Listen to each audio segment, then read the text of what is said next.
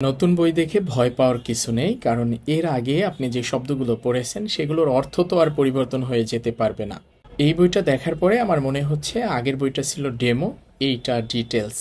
নতুন বইয়ের প্রথম পত্রে কোরিয়াতে জীবনযাপন সম্পর্কিত বিভিন্ন বিষয় আলোচনা করা হয়েছে এবং দ্বিতীয় পত্র বইয়ে কাজকর্ম রিলেটেড বিভিন্ন বিষয়ে আলোচনা করা হয়েছে। বইয়ের একদম শেষে যে শব্দগুলো দেওয়া আছে আপনি সেই শব্দগুলো দেখলে নিজেই বুঝতে পারবেন আসলে নতুন বইয়ে কতটুকু পরিবর্তন হয়েছে। আসসালামু আলাইকুম। আপনারা ইতিমধ্যে জেনেছেন যে পেজ টপিক বই পরিবর্তন হয়েছে এবং আমার ডিসপ্লেতে নতুন বইটা দেখতে পাচ্ছেন। নতুন বইয়ে কি কি পরিবর্তন এসেছে সেই বিষয়েই মূলত আজকের ভিডিও। আশা করা যায় যারা 25 সালে পরীক্ষা দিবেন ইপিএসে তাদের এই নতুন বইটা পড়তে হবে এবং নতুন বইয়ের কাঠামো অনুযায়ী প্রশ্ন হবে। তবুও আমরা নিশ্চিত হওয়ার জন্য বয়েসেলের ডিক্লারেশনের জন্য অপেক্ষা করব। চলুন তাহলে বইয়ের ভিতরে যাই, দেখব আমরা কি কি পরিবর্তন এসেছে, পুরো বইটা রিভিউ করার চেষ্টা করব। প্রথমেই অধ্যায় নিয়ে কথা বলি। আমাদের পুরাতন যে বই ছিল সেই বইয়ে মূল অধ্যায় শুরু হয় 6 থেকে 60 পর্যন্ত আছে।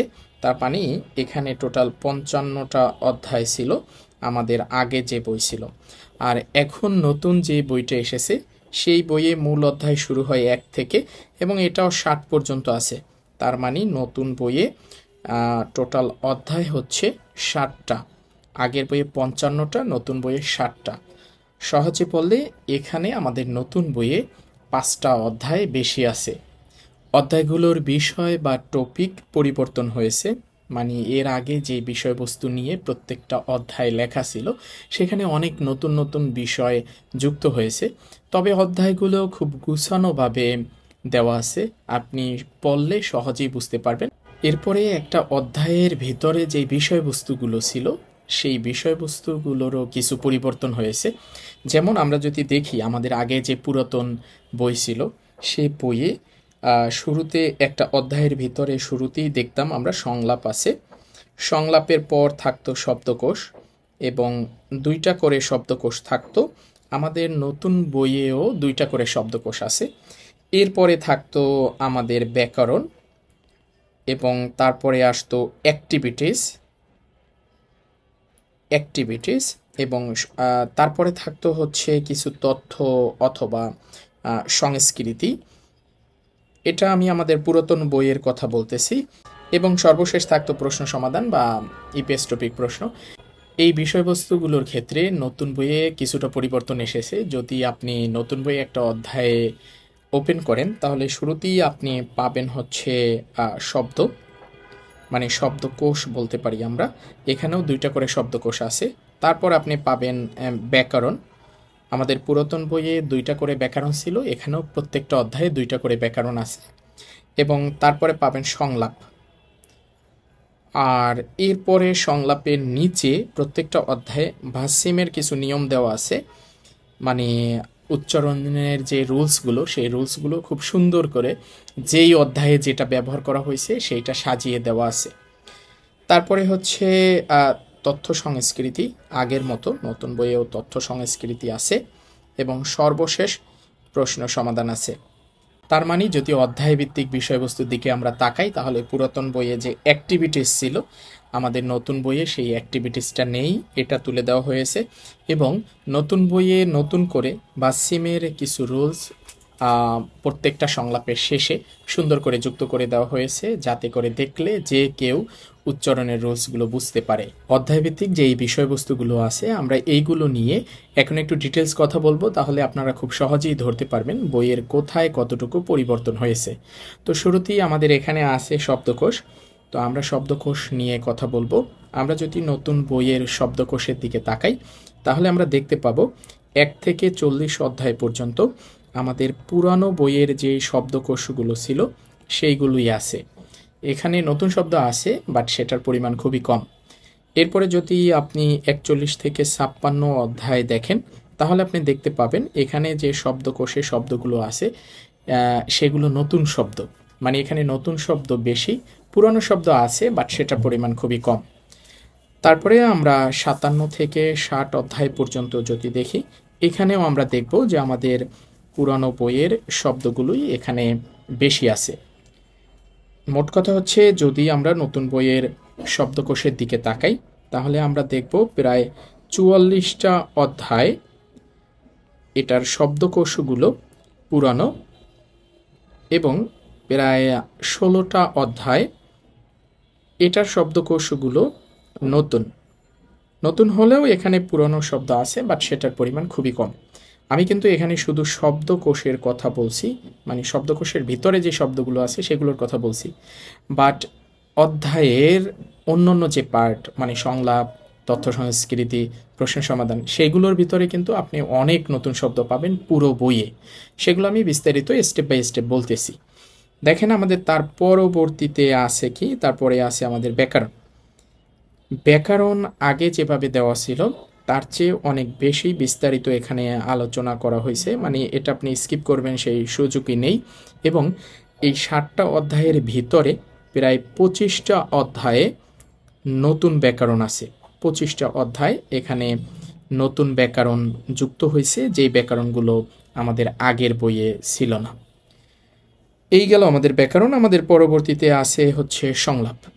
সংলাপের দিকে যদি আপনি তাকান তাহলে আপনি দেখতে পাবেন এই 1 থেকে 60 অধ্যায় পর্যন্ত সবগুলো অধ্যায়ে সম্পূর্ণ নতুন সংলাপ দেওয়া হয়েছে।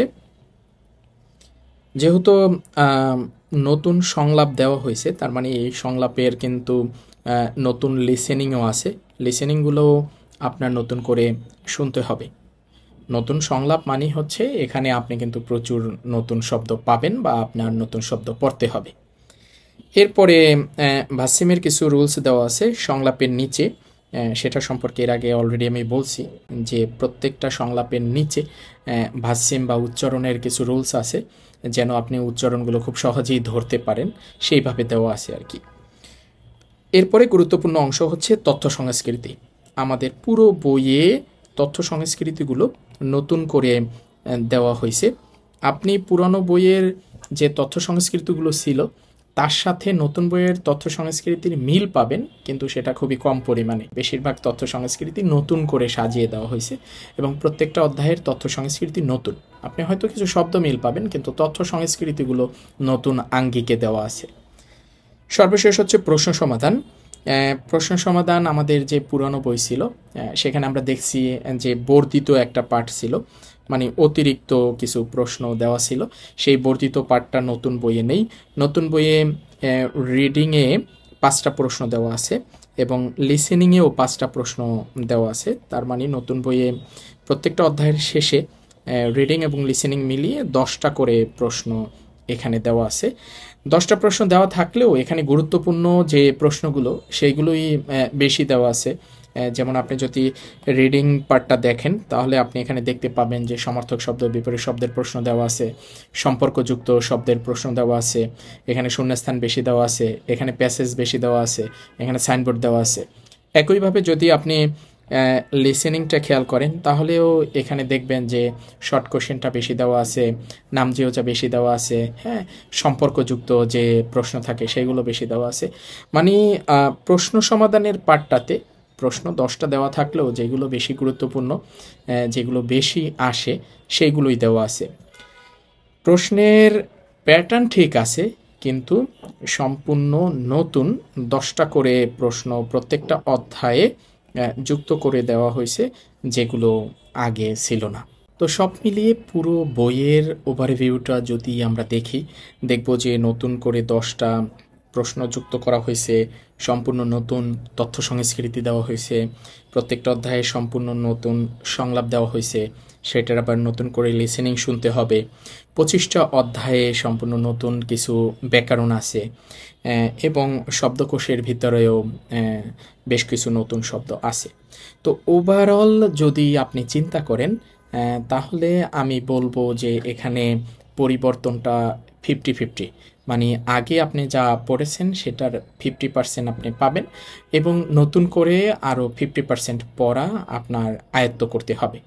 আপনি আগে যেটা পড়ছেন সেটা কিন্তু একবারে বিফলে যাবে বা বিফলে যাচ্ছে ব্যাপারটা তেমন না, সেটা তো ঠিকই আছে। কারণ আপনি ওখানে পড়ছেন হাকস্যাং অর্থ ছাত্র, সাগো অর্থ আপেল। নতুন বইতে তো আর অর্থ পরিবর্তন হয়ে যাইতে পারবে না। মানে হাকসাং তো এখানেও ছাত্র, এখানেও তো সাগোয়া মানে আপেল।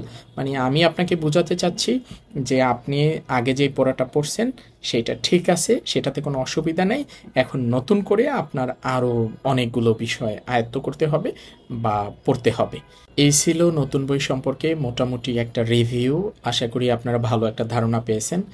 যারা 25 সালে আবেদন করতে চাচ্ছে তাদের সাথে ভিডিওটা শেয়ার করতে পারেন, এবং সরকারিভাবে দক্ষিণ কোরিয়া যাওয়া বিষয়ক সকল আপডেট পেতে হানা একাডেমির ফেসবুক পেজ এবং ইউটিউব চ্যানেলের সাথেই থাকুন। দেখা হচ্ছে পরবর্তী কোনো ভিডিওতে।